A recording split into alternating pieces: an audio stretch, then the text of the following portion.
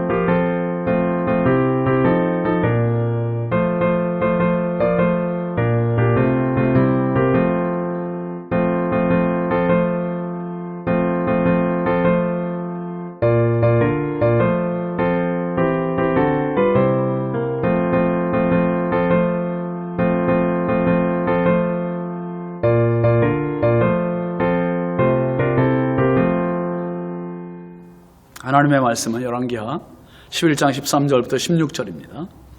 아달랴가 호위병과 백성의 소리를 듣고 여호와의 성전에 들어가 백성에게 이르러 봄에 왕이 규례대로 단 위에 섰고 장관들과 나팔수가 왕의 곁에 모셔 섰으며 온 백성이 즐거워하여 나팔을 부는지라. 아달랴가 옷을 찢으며 외치되 반역이로다 반역이로다 하며 제사장 여호야다가 군대를 거느린 백부장들에게 명령하여 이르되 그를 대열 밖으로 몰아내라. 그를 따르는 자는 모두 칼로 죽이라 하니 제사장의 이 말은 여호와의 성전에서는 그를 죽이지 말라 함이라. 이에 그의 길을 열어주매 그가 왕궁의 말이 다니는 길로 가다가 거기서 죽임을 당하였더라. 아멘. 오늘 말씀 제목은 천지개벽입니다. 천지개벽. 권력은요, 항상 도전을 받게 되고 반역이 도사리고 있는 그런 것이 권력입니다. 그런데 어떤 권력에는 반역이 먹히는 때가 있고 어떤 때는 그 반역이 실패로 돌아가는 경우도 있습니다. 앞에서 봤습니다마는 압살롬이 아버지 다윗을 향해 일으켰던 반역이나 아도니아가 아버지 다윗의 말년에 솔로몬을 앞질러 왕이 되려던 반역 역시 실패로 돌아갔습니다. 그러나 예후의 반역은 어땠었죠? 북이스라엘의 예후는 성공한 반역이었습니다. 어떤 차이입니까?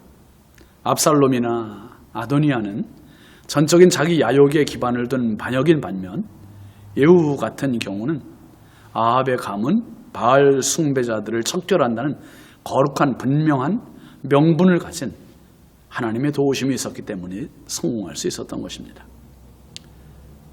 반대로 말하면 예후의 반역은 예후가 잘했기보다는 하나님의 역사하심 때문에 성공한 것이고 하나님의 도우심이 절대적이었다 그겁니다.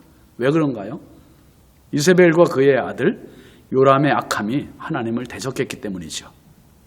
그래서 이스라엘의 왕들은 하나님 앞에서 선왕되는 것이 무엇보다 우선적이었고 중요했습니다. 악한 왕들은 시간이 길고 짧은 그 차이뿐 모두가 권력의 자리에서 순조롭지 못하게 내리막길을 걸었습니다. 대표적인 경우가 아합의 가문이죠.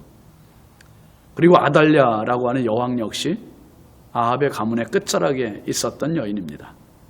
아합과 이세벨의 딸이기 때문입니다. 그의 악함은 이미 앞에서 보았듯이 왕의 자손들을 모두 죽였습니다. 그리고 결국 자신이 왕이 되었고 참 다행스러운 것은 왕자 중 하나 유일하게 요아스가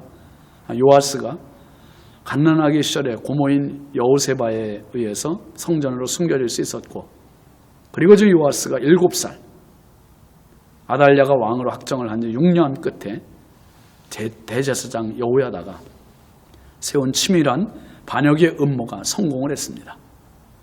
이건 이제 뒤늦게 아달랴 이 여왕이 알게 된 그리고 그의 모습이 오늘 본문입니다. 13절 말씀 보시면 13절 14절입니다. 아달랴가 호위병과 백성의 소리를 듣고 여호와의 성전에 들어가 백성에게 이르러 보매 왕이 규례대로 단 위에 섰고 장관들과 나팔수가 왕의 곁에 모셔섰으며 온 백성이 즐거워하며 하여 나팔을 부는지라.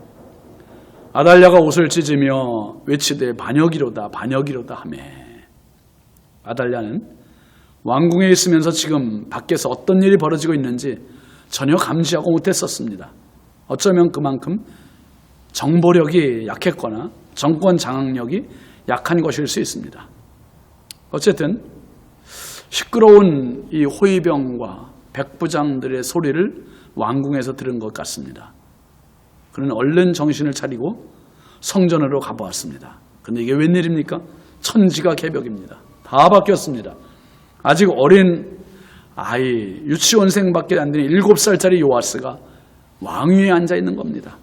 그리고 장관들, 그리고 왕 즉위식 때 불어야 할 나팔수들이 나팔을 붑니다. 온 백성들이 즐거워합니다. 세상이 완전히 뒤바뀌었어요. 아달랴만 모르고 있었습니다. 아달랴는 뭐라 했습니까? 반역이로다, 반역이로다. 이거 외쳐요. 누구도 들어주지 않지요. 그러자 제사장 여호야다가 명령합니다.